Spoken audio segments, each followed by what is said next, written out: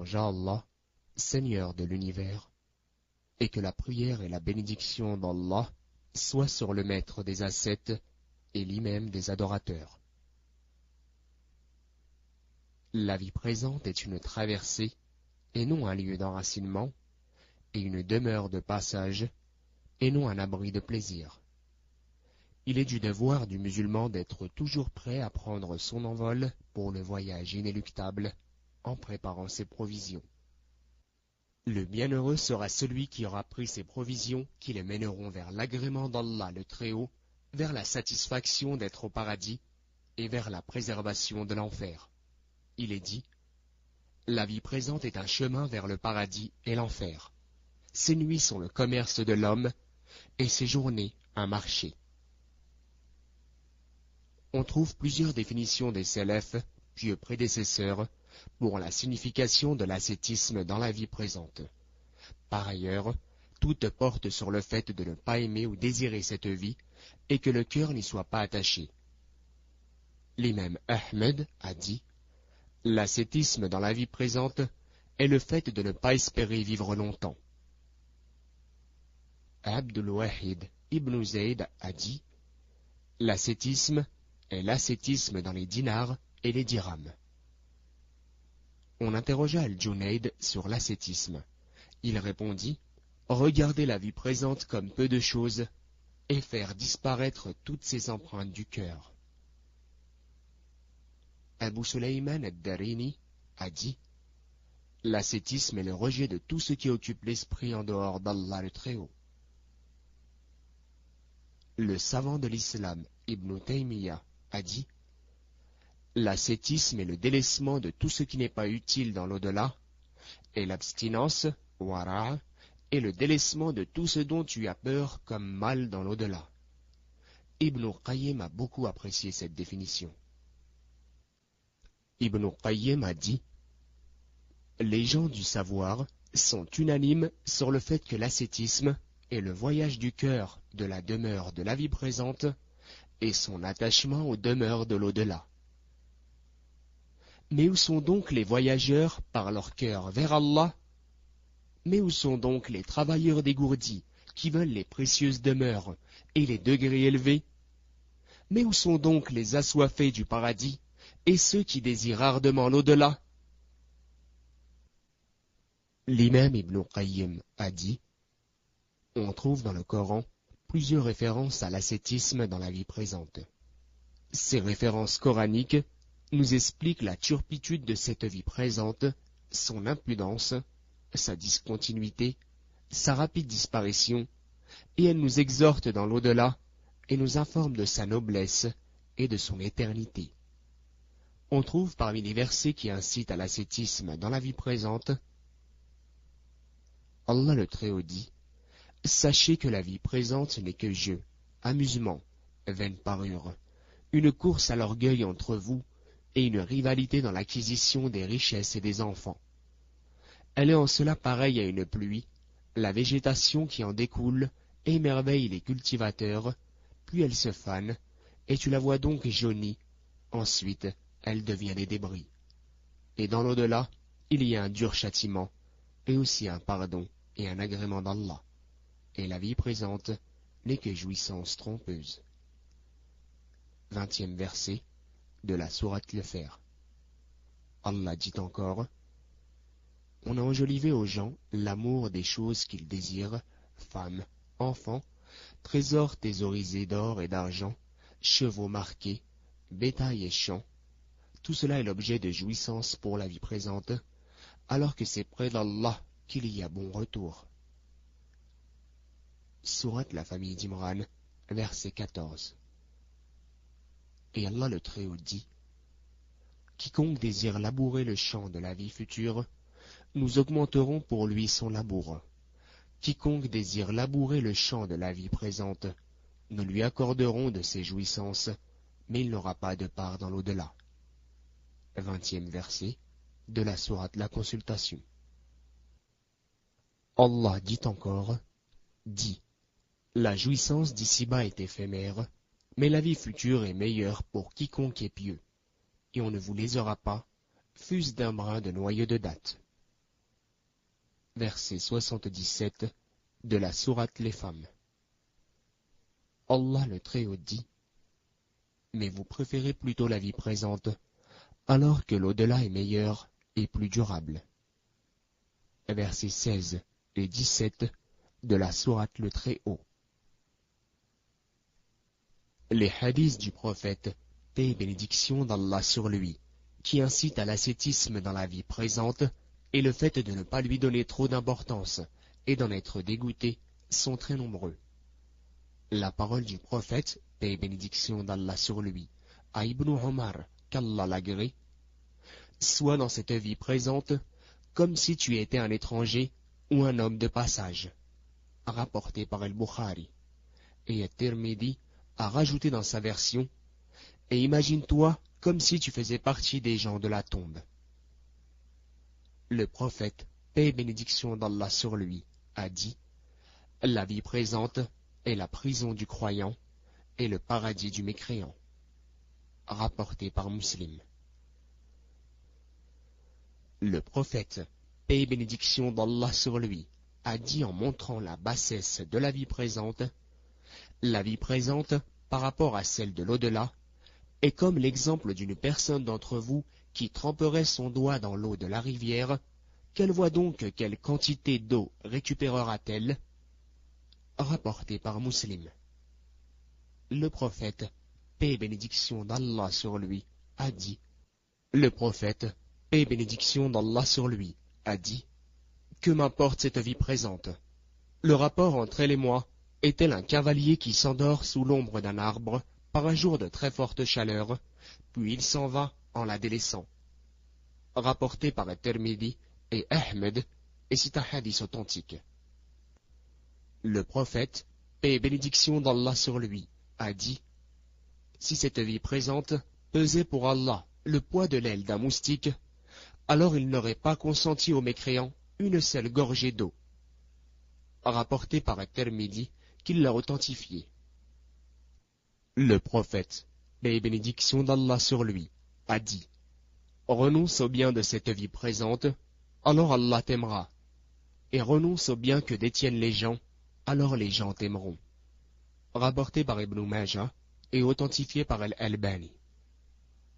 Le prophète, paix et bénédiction d'Allah sur lui, a dit: l'heure approche, alors que les gens désirent de plus en plus cette vie présente, et ils s'éloignent de plus en plus d'Allah. Rapporté par Al-Hakim et considéré comme bon par Al-Albani. L'ascétisme dans la vie présente est comme le prophète, paix et bénédiction d'Allah sur lui, et ses compagnons l'ont compris et appliqué. Ce n'est donc pas le fait d'interdire les bonnes choses, ni de gaspiller l'argent, ni de porter des habits déchirés, et ni de s'enraciner à l'intérieur des maisons en attendant qu'on lui fasse aumône. En effet, le travail, le gain et les dépenses licites sont tous des adorations par lesquelles le serviteur se rapproche d'Allah, mais avec la condition de posséder cette vie présente dans ses mains et non pas dans les cœurs.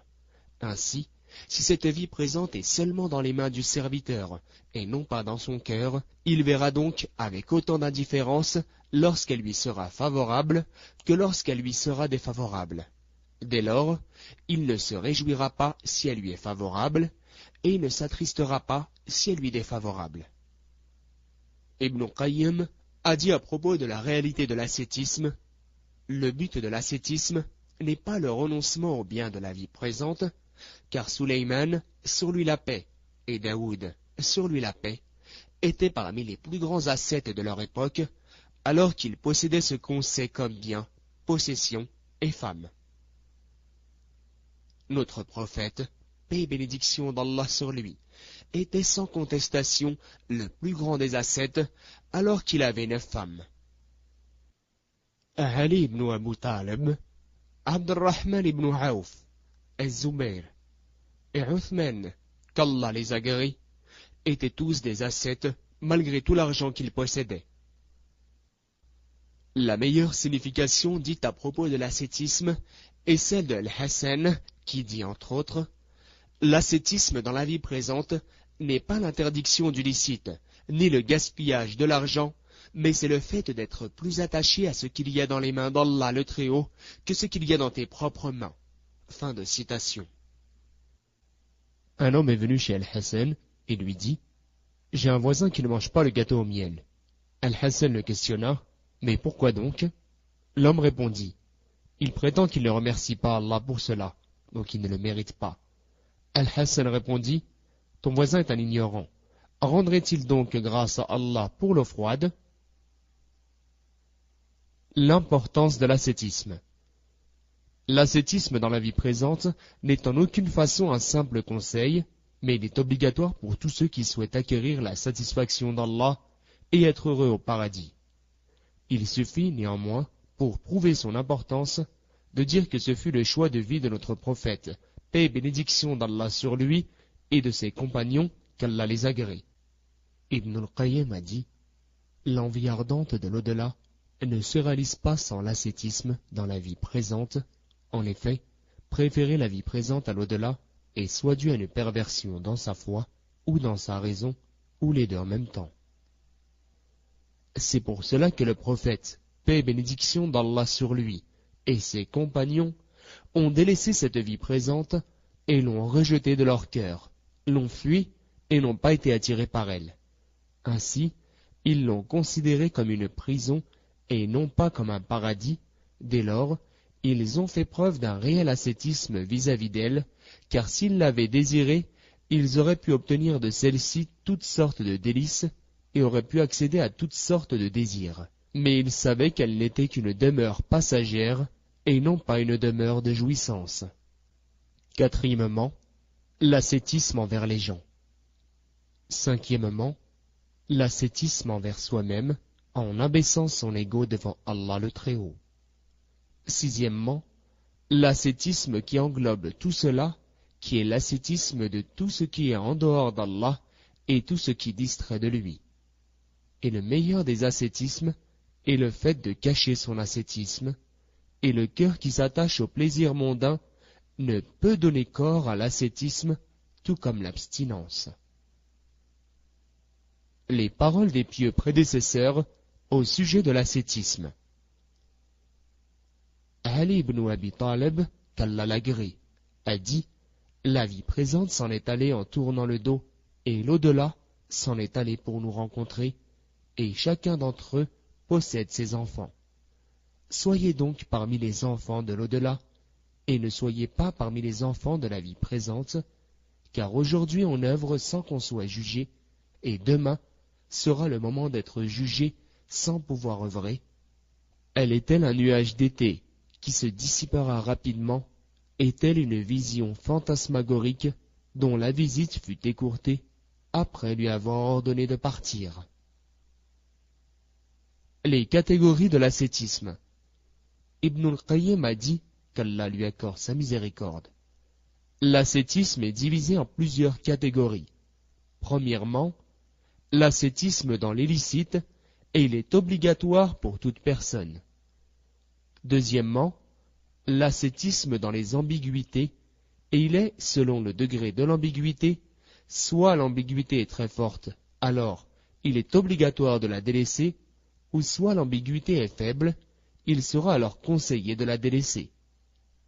Troisièmement, l'ascétisme dans la curiosité, c'est le fait de ne pas se mêler de ce qui ne regarde pas par la parole, le regard, le questionnement, les rencontres, etc. Prenez vos provisions, mais la meilleure provision est la piété. Sourate la Vache, verset 197. Et Isa, fils de Myriam, Jésus, sur lui la paix, a dit « Traversez-la et ne l'exploitez pas. » Et il a dit « Qui d'entre nous construirait une maison sur une vague? Ceci est véritablement la vie présente. Ne la prenez pas donc comme séjour fixe. » Abdallah ibn Aoun a dit « Ceux qui vivaient avant nous consacraient pour leur vie présente les surplus qu'ils n'ont pas consacrés à leur dernière demeure, alors que vous, vous consacrez à votre dernière demeure les surplus que vous n'avez pas consacrés à votre vie présente. » Je dis, cela était au temps de Abdallah ibn Aoun, Par contre, aujourd'hui, la plupart des gens sont ascètes envers la dernière demeure et même dans les surplus. Les facteurs aidant l'ascétisme dans la vie présente. Premièrement, l'observation de la vie présente en remarquant son rapide déclin, sa précarité, son imperfection, sa turpitude, et la lutte qu'elle provoque entre les angoissés, les désorientés et les avares. Deuxièmement, l'observation de l'au-delà, lui donner de l'intérêt, le fait que l'heure doit arriver, l'éternité de l'au-delà, sa pérennité et les nobles choses qui s'y trouvent. Troisièmement, multiplier le rappel de la mort et de la dernière demeure.